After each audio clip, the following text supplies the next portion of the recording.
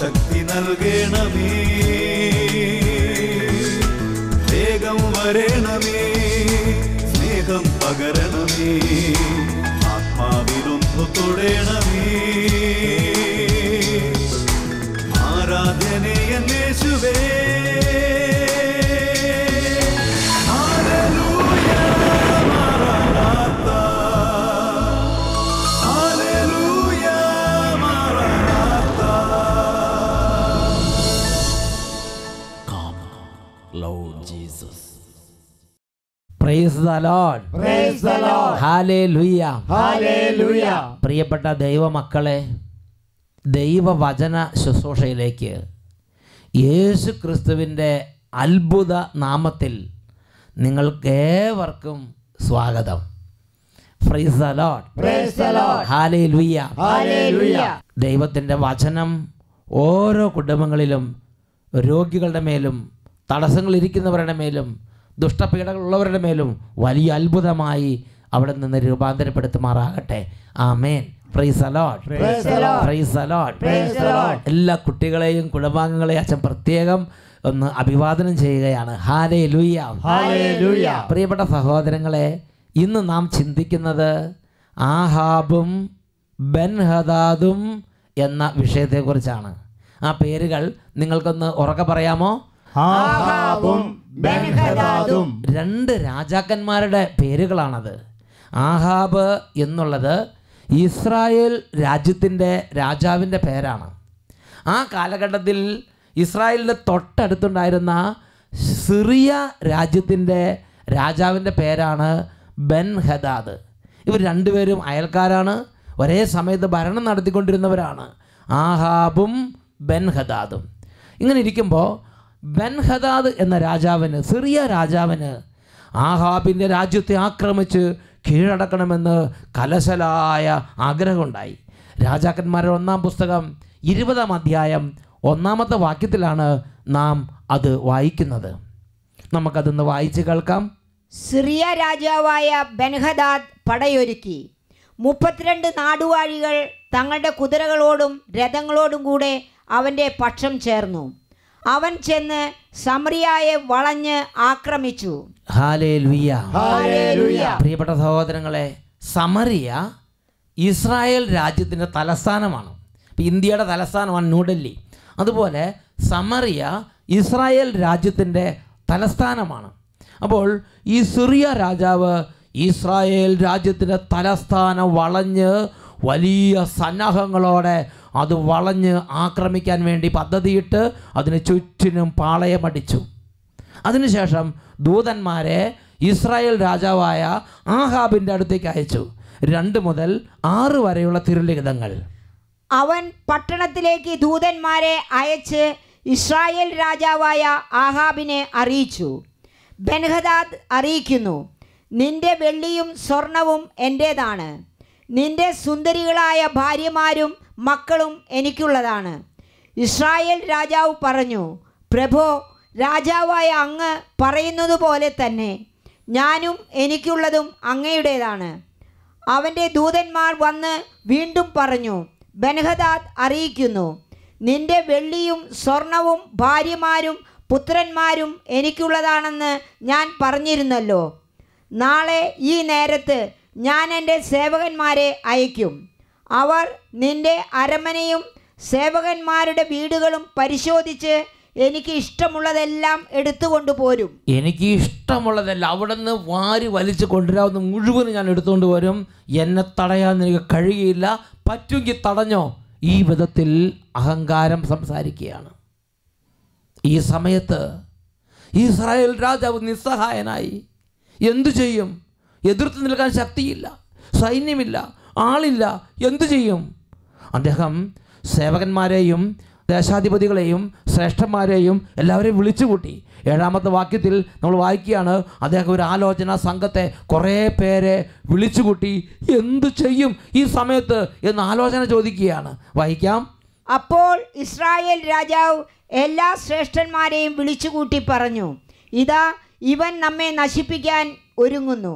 അവൻ ദൂതന്മാരെ അയച്ച് എൻ്റെ ഭാര്യമാർ, കുഞ്ഞുങ്ങൾ, വെള്ളി, സ്വർണം ഇവയെല്ലാം ആവശ്യപ്പെട്ടു. ഞാൻ എതിർത്തില്ല. പ്രിയപ്പെട്ട സഹോദരങ്ങളെ, ഈ രാജാവിന് ശ്രേഷ്ഠന്മാർ ധൈര്യം കൊടുക്കുകയാണ്. രാജാവ് ഒരു യുദ്ധത്തിന് തയ്യാറാവുകയാണ്. പക്ഷേ ഹൃദയം മുഴുവനും ആകുലതയാണ്, ഹൃദയം മുഴുവനും ടെൻഷനാണ്, ഹൃദയം മുഴുവനും ഭയമാണ്.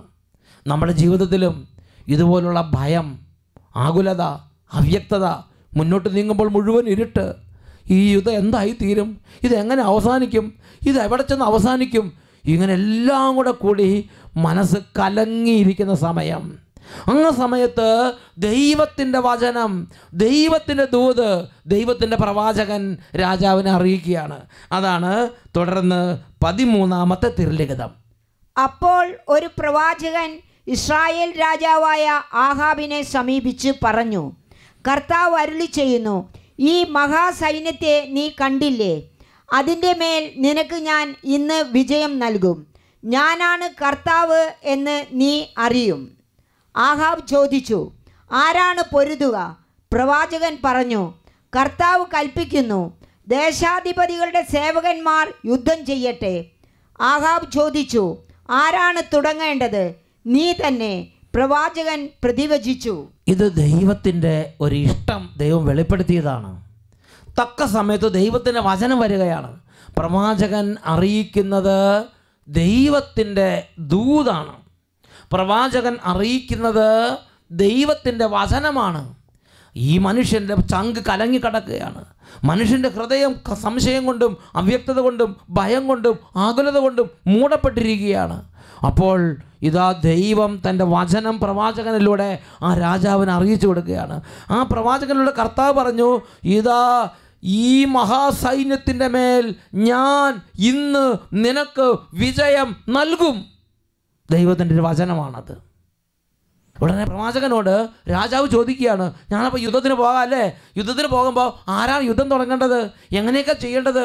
അദ്ദേഹം ദൈവവചനത്തിന് കീഴ്പ്പെട്ടു, ദൈവവചനത്തെ സ്വീകരിച്ചു, വചനത്തെ അനുസരിക്കാൻ തയ്യാറായി. അദ്ദേഹം ചോദിക്കുകയാണ്, ഞാൻ റെഡി. ഞാൻ എങ്ങനെ ചെയ്യേണ്ടത്? ആരിലൂടെയൊക്കെ തുടങ്ങേണ്ടത്? ആരെയൊക്കെ വിളിക്കണം? എവിടെ തുടങ്ങണം? ആരംഭിക്കണം? ഇതൊക്കെ ചോദിക്കുകയാണ്. അപ്പോൾ പ്രവാചകൻ വീണ്ടും ദൈവത്തിൻ്റെ ദൂത്, ദൈവത്തിൻ്റെ വചനം അറിയിക്കും. നമ്മുടെ ഒരു പ്രശ്നത്തിൽ ദൈവത്തിന് ഉത്തരമുണ്ട് മക്കളെ. നമ്മുടെ ഒരു പ്രതികൂലത്തിൽ ദൈവത്തിന് ശ്രദ്ധയുമുണ്ട്. എന്നെ ദൈവം കാണുന്നുണ്ട്, എന്നെ ദൈവം ശ്രദ്ധിക്കുന്നുണ്ട്. എൻ്റെ പ്രശ്നത്തിന്, എൻ്റെ ചോദ്യങ്ങൾക്ക് എൻ്റെ ദൈവത്തിന് എൻ്റെ ജീവിതത്തെ നയിക്കാനുള്ള ഉത്തരവുമുണ്ട്. അതിന് നമ്മൾ ആദ്യം ദൈവവചനത്തെ അംഗീകരിക്കണം. ആദ്യം നമ്മൾ ദൈവവചനത്തെ സ്വീകരിക്കണം. എന്നുറക്കെ പറഞ്ഞേ ഹല്ലേലൂയ. ഈ രാജാവ് സ്വീകരിച്ചു. അപ്പോൾ പ്രവാചകനിലൂടെ ദൈവം പറഞ്ഞു, നീ തന്നെ യുദ്ധം തുടങ്ങി വെക്കുക, ബാക്കി കാര്യം കർത്താവ് ഏറ്റു. നീ യുദ്ധം തുടങ്ങി വെക്കുക, ദൈവം നിനക്ക് വിജയം തരും. അത് പ്രകാരം രാജാവ് യുദ്ധം തുടങ്ങി വെച്ചു. ദൈവവചനം സ്വീകരിച്ച ആഹാബ് രാജാവ് ആ വചനമനുസരിച്ച് തൻ്റെ സൈന്യത്തെയും തൻ്റെ ആളുകളെയും എല്ലാം അണിനിരത്തി.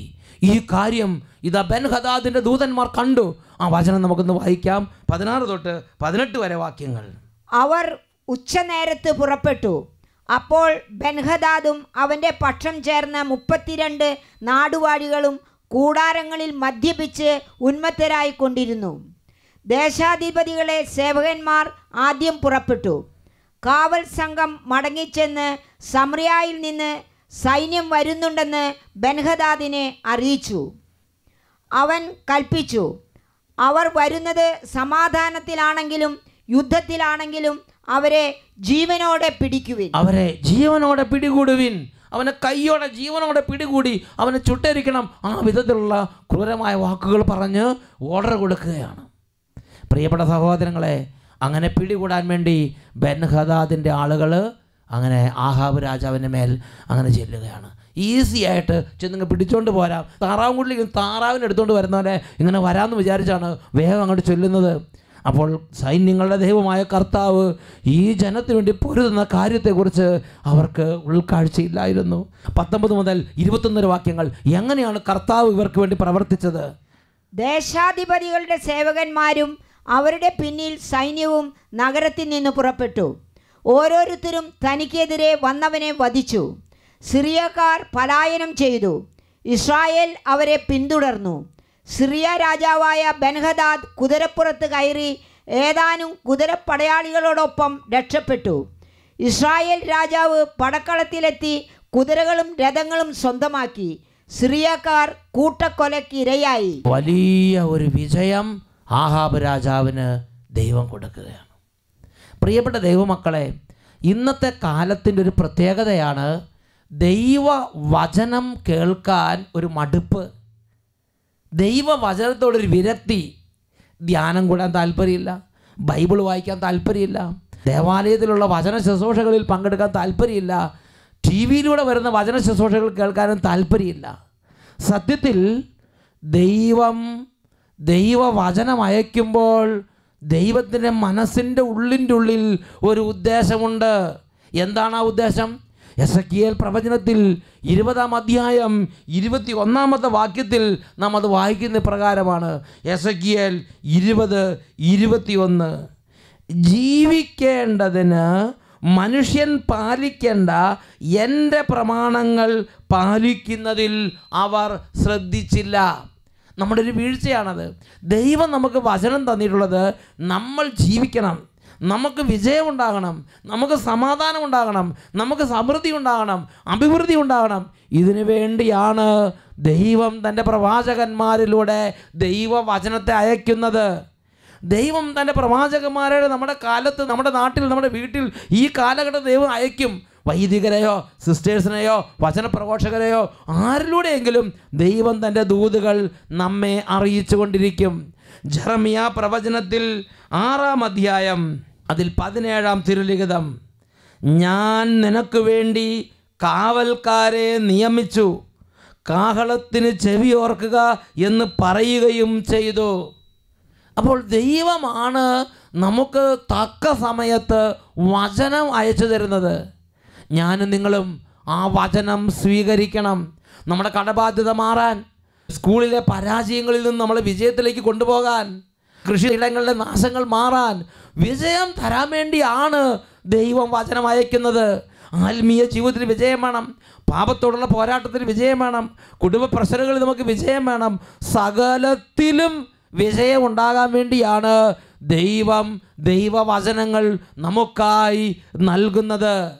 നിയമാവർത്തന പുസ്തകം 29-ാം അധ്യായം അതിൽ 9-ാമത്തെ തിരുലിഖിതം, നിങ്ങളുടെ പ്രവർത്തനങ്ങളിലെല്ലാം വിജയിക്കേണ്ടതിന് ഈ ഉടമ്പടിയിലെ വചനങ്ങൾ പാലിക്കാൻ നിങ്ങൾ ശ്രദ്ധ വെക്കണം. നിങ്ങളുടെ പ്രവർത്തനങ്ങളെല്ലാം വിജയിക്കാൻ വേണ്ടിയാണ് ഉടമ്പടി വചനങ്ങൾ, സ്വർഗത്തിൻ്റെ വചനങ്ങൾ, വിശുദ്ധ വചനങ്ങൾ കർത്താവ് എനിക്കും നിങ്ങൾക്ക് വേണ്ടി അയച്ചു തരുന്നത്. ഇതാ ഒരു ദൈവ പൈതലിൻ്റെ അനുഭവം നമുക്ക് ശ്രദ്ധിക്കാം. എൻ്റെ പേര് ടോണി സെബാസ്റ്റ്യൻ. ഞാൻ കോട്ടയത്ത് നിന്ന് വരുന്നു. ലൂർദ് പള്ളി ഇടവകയാണ്. കോട്ടയം ലൂർദ് ഇടവക. Tony Sebastian. ഞാനൊരു ചെറിയൊരു മൊബൈൽ കട നടത്തിക്കൊണ്ടിരിക്കുക. മൊബൈൽ കട. അപ്പം എന്നെ അപേക്ഷിച്ച് ഞായറാഴ്ച എന്ന് പറഞ്ഞാൽ എനിക്ക് അടയ്ക്കാതിരിക്കാൻ പറ്റത്തില്ല, അല്ല തുറക്കണം. എന്നാൽ അതുപോലെ ബിസിനസ് എനിക്ക് ഞായറാഴ്ച ഭയങ്കര ബിസിനസ് കൂടി ഞായറാഴ്ച പോലും ഇരിക്കപ്പുറത്ത് ഇല്ലാത്ത ബിസിനസ്സാണ്. പള്ളി കഴിഞ്ഞ ഉടനെ എന്നെ വിളിച്ചുകൊണ്ടിരിക്കും, എന്താ തുറക്കാത്ത ടോണി, കട തുറക്കാത്തെന്ന് ചോദിച്ച്. ഞാൻ ഒരു 10 മണിയാകുമ്പോൾ ചെല്ലും, രാത്രി 12 മണി വരെ. വാസ്തവത്തിൽ മറ്റു ദിവസങ്ങൾ കൂടുതൽ തിരക്ക് ഞായറാഴ്ച അല്ലേ? ഞായറാഴ്ച. അതാണ് പിശാചിന്റെ കെണി. തിങ്കളാഴ്ച ആകുമ്പം എനിക്ക് ബുദ്ധിമുട്ട്. ഇവർക്ക് കാർഡുകാർക്കൊക്കെ പൈസ കൊടുക്കണം, ഭയങ്കര ടൈറ്റ്, സങ്കടം വിഷമം ഒക്കെ ആവും. അങ്ങനെ ഞായറാഴ്ച അർദ്ധരാത്രി വരെ ബിസിനസ്, തിങ്കളാഴ്ച ആകുമ്പോൾ ഒറ്റ പൈസ ഇല്ല. അങ്ങനെ ഇരിക്കുമ്പോൾ 2010 ഞാനിവിടെ കൺവെൻഷന് പഴയ കെട്ടിടത്തിലാണ് വന്നത്. നമ്മുടെ പഴയ പാവപ്പെട്ട കുറച്ച് സിമെന്റ് ഇഷ്ടിയൊക്കെ ആയിട്ടുള്ളൊരു സാധനം ഉണ്ടായിരുന്നു. ഞാൻ വരുന്ന അന്ന് ബിനോയ് അച്ഛനായിരുന്നു ക്ലാസ്, ഞായറാഴ്ച ആചരണത്തെ പറ്റിയുള്ളൊരു ക്ലാസ്. അപ്പോൾ അത് ശരിക്കും എനിക്കൊരു ഫീൽ ചെയ്തത്. അപ്പം ഞാനത് കൂട്ടുകാരോടൊക്കെ ചെന്ന് പറഞ്ഞു, എടാ ഇങ്ങനെയൊക്കെ അച്ഛന്മാരിങ്ങനെ പറയുന്നുണ്ട്, ഞായറാഴ്ച തുറക്കണ്ട കട. അങ്ങനെ ഞാൻ പിറ്റേ മാസം വരുമ്പം എനിക്ക് ഞായറാഴ്ച ആചരണം എന്നൊരു കാസറ്റ് അച്ഛൻ്റെ ഇത് കാണിച്ചേ. ഇതിനകത്ത് യാതൊരു മയവുമില്ല, അച്ഛനാണോ സിസ്റ്ററാണെന്ന് വിചാരമില്ല. കടുപ്പമായിട്ട് പറയണ വചനം ഇത്. ഞായറാഴ്ച തുറക്കരുത്, തുറന്നാൽ നിർജ്ജനാവും, ആരും കത്തിക്കാത്തൊരു അഗ്നി നിങ്ങളുടെ ഭവനത്തെ വിഴുങ്ങും എന്നുള്ള വചനങ്ങളൊക്കെയാണ്. കേൾക്കാൻ കട്ടിയുള്ളവർ മാത്രം വാങ്ങിച്ചാൽ മതി. Praise the Lord. ഞായറാഴ്ച ആചരണം എന്ന ഈ ഒരു കാസറ്റ് പിറ്റേ ആഴ്ച കേട്ട് ഞാൻ ഈ കാസറ്റ് 3 പ്രാവശ്യം കേട്ടു. എന്നിട്ട് 1 വർഷമായിട്ട് കട തുറക്കുന്നുണ്ട്. എന്നിട്ട് ഒരു പ്രാവശ്യം ഞാൻ താക്കോലുമായിട്ട് കടയിൽ ചെന്നിട്ട് കട തുറക്കാൻ മേല. അപ്പം ഞാൻ താക്കോല് മാറിപ്പോയോ നോക്കിയപ്പം സെയിം താക്കോല് തന്നെ. പക്ഷെ പിന്നെ തുറക്കാൻ പറ്റില്ല. താക്കോല് വളഞ്ഞു പോയി. പിന്നെ ഞാൻ വീട്ടിൽ സ്ഥിരം തുറന്നുകൊണ്ടിരിക്കുന്ന ആളാണ്. ഒരു ഞായറാഴ്ച തുറക്കാൻ നോക്കുമ്പോൾ തുറക്കാനേ പറ്റില്ല, പിടിച്ച് താക്കോല് വളഞ്ഞു. പിന്നെ ഞാൻ തിരിച്ചു പോന്നു. തിരിച്ച് ഞാൻ സിനിമയ്ക്ക് പോയി അന്ന് തന്നെ. എന്നാലും ശരി, സാപത്ത് ആചരിക്കാൻ ഉദ്ദേശിച്ചിട്ടില്ല എന്നാണ് പിശാചിൻ്റെ കൊട്ട്. അപ്പം തിങ്കളാഴ്ച ഞാൻ 9 മണിയായപ്പം കട വന്ന് തുറന്നപ്പോൾ ഈ സെയിം താക്കോലിട്ട് തന്നെ തുറന്നു. അപ്പോൾ കുഴപ്പമില്ല. അപ്പം ഞാൻ ഓർത്ത് ഇനിയിപ്പോൾ ഞായറാഴ്ച കട തുറക്കണ്ട എന്നാലോചിച്ച് ഞാൻ പിന്നെ അങ്ങനെ ഒരു 3-4 മാസം കട തുറക്കാതിരുന്നു. ഇപ്പം ഞായറാഴ്ച തുറക്കുന്നില്ല. അതിൻ്റെ ഇരട്ടി വരുമാനം ഇപ്പം എനിക്ക് കിട്ടിക്കൊണ്ടിരിക്കുന്നു തമ്പുരാൻ. ഹല്ലേലൂയ. മറ്റേത് ഞായറാഴ്ച കട തുറക്കുമ്പോൾ ഇഷ്ടംപോലെ ആളുകളും ഹിന്ദിക്കാരും എല്ലാവരും ഞായറാഴ്ച അല്ലേ, ഞായറാഴ്ച വരും. ഹിന്ദിക്കാരല്ല ജോലിക്കാരെല്ലാം ഞായറാഴ്ച വന്നിട്ടാണ് ട്രാൻസാക്ഷൻ നടത്തുന്നത്. പൈസ എണ്ണാൻ പറ്റത്തില്ല നമുക്ക്. 1 രൂപയുടെ വെറ്റിക്കോടിനകത്ത് ഞാൻ വാരിക്കൊണ്ട് വരണം പൈസ. അത് ഞായറാഴ്ച ബിസിനസ് കൂടിയിട്ട് എണ്ണാൻ പറ്റില്ല. ചാക്കിലല്ല സഞ്ചിക്കകത്താണ് പൈസ കൊണ്ടുപോകണത്. വീട്ടിൽ ചെല്ലുമ്പോൾ പിള്ളേർ തന്നെ ഇതെന്താ വെച്ചാൽ പൈസ എന്താന്നുള്ള അവർക്ക് ആകാംക്ഷ. ഇതെന്തെങ്കിലും സഞ്ചിക്കകത്ത് കൊണ്ടുവരണമെന്ന് പറഞ്ഞ് അവരിങ്ങനെ കൂടിയിട്ട് എണ്ണീട്ട് തീരണില്ല, അത്രയും പണം വരും. എന്നിട്ട് അന്ന് ഞായറാഴ്ച കച്ചവടം ചെയ്തിട്ട് കടബാധ്യതയാണോ ഉയർച്ചയാണോ ഉണ്ടായത്? കടബാധ്യതയായിരുന്നു. ഇതെല്ലാം സഞ്ചിക്കകത്ത് കൊണ്ടുപോയിട്ടും തിങ്കളാഴ്ച ചൊവ്വാഴ്ച നമ്മൾ കടബാധ്യത കൊണ്ട് പൊറുതി മുട്ടുക. അങ്ങനെ ഇത്രയും കാലം ഞായറാഴ്ച സഞ്ചിക്കകത്ത് വാരി, എന്നിട്ട് കടബാധ്യത മൂക്കറ്റെത്തി. അങ്ങനെ ഇരിക്കുമ്പോഴാണ് കട പൂട്ടിയത് അല്ലേ? കട ഞായറാഴ്ച ഞങ്ങൾ അടച്ച്.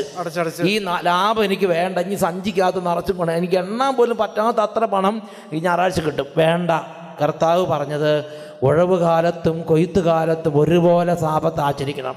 സഞ്ചിയല്ല ചാക്കിനകത്ത് നിറച്ച് തന്നാലും വേണ്ട, അത് കർത്താവ് നിരോധിച്ച വരുമാനമാണെന്ന് മനസ്സിലായപ്പോൾ അത് പൂട്ടി. അതിനുശേഷം ഇപ്പം എങ്ങനെയുണ്ട്? 10% ഞാൻ ഡെയിലി കട അടയ്ക്കുമ്പോൾ മാറ്റി വെക്കും. എല്ലാ ദിവസവും ദശാംശം അങ്ങോട്ട് മാറ്റി വെക്കും. ആര് ഫ്രീ ആയിട്ട് തന്നാലും അവധിയൊന്നും 10% കൊടുക്കും. 10% തൊട്ടിട്ട് ഏർപ്പാട് വേണ്ടെന്ന് പറഞ്ഞ് ആ 10% അങ്ങോട്ട് മാറ്റി വെക്കും. ഇപ്പൊ കടബാധ്യതയൊക്കെ എങ്ങനെയായി? ഒന്നുമില്ല, കടബാധ്യതയൊന്നുമില്ല. നോക്കിയേ, മറ്റേത് ഞായറാഴ്ച സഞ്ചിക്കകത്ത് വാരിയിട്ടും കടബാധ്യത കൂടി വരിക. മോൻ +2 എന്നിട്ട് കട പൂട്ടി, ആ ലാഭം വേണ്ട, എനിക്ക് ആ സഞ്ചിയിലെ പണം വേണ്ട, എനിക്ക് പാവപ്പെട്ട തിങ്കൾ തൊട്ട് ശനി വരെയുള്ളത് പാവപ്പെട്ട ഉള്ള ആളുടെ പൈസ മതി എന്ന് പറഞ്ഞപ്പോൾ എന്തായി? കടബാധ്യതയെ മാറി, സമാധാനം ഉണ്ടായി. മാത്രമല്ല ഇരട്ടി കച്ചവടം മറ്റു ദിവസങ്ങളിൽ. ദൈവമേ, മോൻ 10ാം ക്ലാസ്സിൽ പരീക്ഷ എഴുതിക്കൊണ്ടിരിക്കുക, CBSE. ഇന്നലെ അച്ഛൻ വിളിച്ചു പറഞ്ഞു അവന് +1 അവിടുത്തെ 5 പൈസ ഒന്നും കൊടുക്കണ്ട, നീ അവിടെ ഒരു നയ പൈസ അടയ്ക്കേണ്ട, അടുത്ത +1 +2 ഒക്കെ ഫുൾ അഡ്മിഷൻ ഉണ്ടെന്ന് പറഞ്ഞാൽ അങ്ങോട്ട് ഇങ്ങോട്ട് ചോദിക്കുക, കുട്ടീനെ ഇവിടെ പഠിപ്പിക്കാം ഇവിടെ പഠിപ്പിക്കാമെന്ന് ചോദിച്ച് അഡ്മിഷൻ കൊടുക്കുക വലിയ സ്കൂളിൽ. നോക്ക്, ദൈവം നടത്തിപ്പ് കണ്ട. അതാണ് യേശയ്യ 58-ാം അധ്യായം 13-14 തിരുലിഖിതങ്ങൾ. സാപത്തിനെ ചവിട്ടി മതിക്കുന്നതിൽ നിന്നും എൻ്റെ വിശുദ്ധ ദിവസത്തിൽ നിന്ദിഷ്ടം അനുവർത്തിക്കുന്നതിൽ നിന്നും നീ പിന്തിരിയുക. സാപത്തിനെ സന്തോഷദായകവും കർത്താവിൻ്റെ വിശുദ്ധ ദിനത്തെ ബഹുമാന്യവുമായി കണക്കാക്കുക. നിൻ്റെ സ്വന്തം വഴിയിലൂടെ നടക്കാതെയും നിൻ്റെ താല്പര്യങ്ങൾ അന്വേഷിക്കാതെയും വ്യർത്ഥ ഭാഷണത്തിൽ ഏർപ്പെടാതെയും അതിനെ ആദരിക്കുക. അപ്പോൾ നീ കർത്താവിൽ ആനന്ദം കണ്ടെത്തും. ലോകത്തിലെ ഉന്നത സ്ഥാനങ്ങളിലൂടെ നിന്നെ ഞാൻ സവാരി ചെയ്യിക്കും. നിൻ്റെ പിതാവായ യാക്കോബിൻ്റെ ഓഹരി കൊണ്ട് നിന്നെ ഞാൻ പരിപാലിക്കും. It is said by me. ഞാനാണ് ഇത് പറഞ്ഞിരിക്കണമെന്ന് കർത്താവ് അസേർട്ട് ചെയ്യാണ്. നമുക്ക് നിങ്ങളെ ഞാൻ നടത്തുമെന്നാണ് പറയണത്. ഈ ചേട്ടൻ അത് വിശ്വസിച്ച് അതേപോലെ കർത്താവ് നടത്തുക. പ്രൈസ് ദി ലോർഡ് എന്നുറക്കെ പറഞ്ഞ് ഹല്ലേലൂയ. എനിക്കിഷ്ടപ്പെട്ടത് മറ്റേതാ സഞ്ചിക്കകത്ത് കോരിക്കൊണ്ട് വന്നിട്ട് കടബാധ്യത ഇരട്ടിക്കും. ഇങ്ങനെ റോക്കറ്റ് പോണ പോലെ കടബാധ്യത പോവുക. പക്ഷേ വചനം കേട്ടു. ഈ കാസറ്റ് കർത്താവ് ചേട്ടന് രക്ഷയ്ക്ക് വേണ്ടി തന്നേട്ടാ. Praise the Lord. ഇത് അല്ലേ, ഇത് കേട്ടപ്പോഴാണ് ശരിക്കും കർത്താവ് പിന്നെ താക്കോല് വളയ്ക്കുകയും ചെയ്തു. കർത്താവ് ഞായറാഴ്ച പോയി തുറക്കുക. ഈ പണം എല്ലാം കൂടെ വരണം ഓർത്തിട്ടേ. Praise the Lord. അർദ്ധരാത്രി വരെ കച്ചവടം. പക്ഷെ എന്നാലും ശരി, വേണ്ട, ലാഭം എനിക്ക് വേണ്ടാന്ന് കർത്താവിൻ്റെ ഇഷ്ടം ഇതെന്ന് ആ താക്കോലും കൂടെ വളഞ്ഞപ്പോൾ ഉറപ്പായി. അപ്പോൾ അത് ഞാൻ വേണ്ടാന്ന് തീരുമാനിച്ചു. അന്ന് തൊട്ട് കടബാധ്യത ഉയർച്ചയുണ്ടായി. പ്രിയപ്പെട്ട സഹോദരങ്ങളെ, ഇത് എല്ലാവരും പ്രചരിപ്പിക്കണം. കർത്താവിൻ്റെ ഈ ദൂത് നിങ്ങൾ പഠിക്കണം, നിങ്ങൾ മക്കളെ പഠിപ്പിക്കണം, നിങ്ങളുടെ അയൽക്കാരെ പഠിപ്പിക്കണം, നിങ്ങളുടെ ബന്ധുമിത്രരെ പഠിപ്പിക്കണം. നിങ്ങൾ യേശുവിൻ്റെ ഉപദേശത്തെ പറയുന്നവരും പരിശീലിക്കുന്നവരും ആചരിക്കുന്നവരുമായി മാറണം. ഹല്ലേലൂയ. പ്രിയപ്പെട്ട ദൈവമക്കളെ, എസെക്കിയേൽ 20:21 പഠിപ്പിക്കുകയാണ്, ജീവിക്കേണ്ടതിന് മനുഷ്യൻ പാലിക്കേണ്ട എൻ്റെ പ്രമാണങ്ങൾ പാലിക്കുന്നതിൽ അവർ ശ്രദ്ധ വെച്ചില്ല. ദൈവത്തിൻ്റെ വചനം കേൾക്കുന്നതും ദൈവത്തിൻ്റെ വചനം അനുസരിക്കുന്നതും ദൈവ നിശ്ചയപ്രകാരം നമുക്ക് ഉയർച്ചയുണ്ടാകുന്നതിന് വേണ്ടി തന്നെയാണ്. അതിനുവേണ്ടി തന്നെയാണ്. നിയമപ്രവർത്തനം 29:9 പഠിപ്പിക്കുകയാണ്, നിങ്ങളുടെ പ്രവർത്തനങ്ങളിലെല്ലാം വിജയിക്കേണ്ടതിന് ഈ ഉടമ്പടിയുടെ വചനങ്ങൾ പാലിക്കുന്നതിൽ നിങ്ങൾ ശ്രദ്ധയുള്ളവരായിരിക്കണം. Praise the Lord. എഴുന്നേറ്റ് നിന്ന് ഈ ആരാധന ശുശ്രൂഷയിൽ ദൈവമേ, അങ്ങയുടെ വചനങ്ങളെ ഹൃദയം കൊണ്ട് സ്വീകരിച്ച് ജീവിതത്തിൻ്റെ പ്രതിബന്ധങ്ങളും അനർത്ഥങ്ങളും നീക്കാൻ എന്നെ സഹായിക്കണമേ എന്ന് നമുക്ക് പ്രാർത്ഥിക്കാം.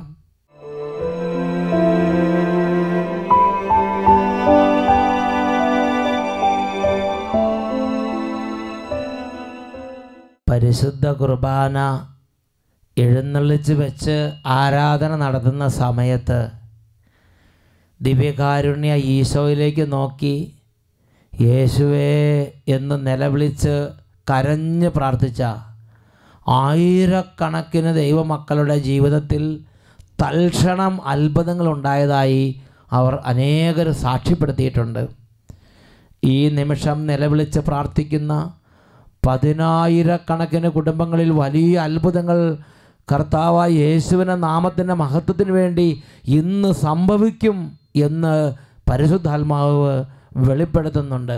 മക്കളെ, മുട്ടുമേൽ നിന്ന് 2 കരങ്ങളും ഉയർത്തി യേശുവിലേക്ക് നോക്കി ഉച്ചത്തിൽ നമുക്ക് അവിടുത്തെ പരിശുദ്ധ നാമത്തെ ആരാധിച്ച് സ്തുതിക്കാം.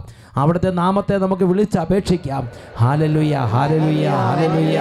യേശുവേ, യേശുവേ, യേശുവേ, യേശുവേ, യേശുവേ, യേശുവേ, യേശുവേ, യേശുവേ, യേശുവേ, യേശുവേ, യേശുവേ. ഇപ്പോൾ കുടുംബങ്ങളിലേക്ക് അത്ഭുത ശക്തി വ്യാപരിക്കട്ടെ. എല്ലാ മക്കളുടെയും ഓരോ വേദനകളിലേക്ക് അത്ഭുതമായ ദൈവശക്തി വ്യാപരിക്കട്ടെ. ഹല്ലേലൂയ, ഹല്ലേലൂയ, ഹല്ലേലൂയ. യേശുവേ ആരാധന, യേശുവേ ആരാധന, യേശുവേ ആരാധന. ഹല്ലേലൂയ, ഹല്ലേലൂയ. ഹല്ലേലൂയ, മാറാനാത്ത. Come, Lord Jesus.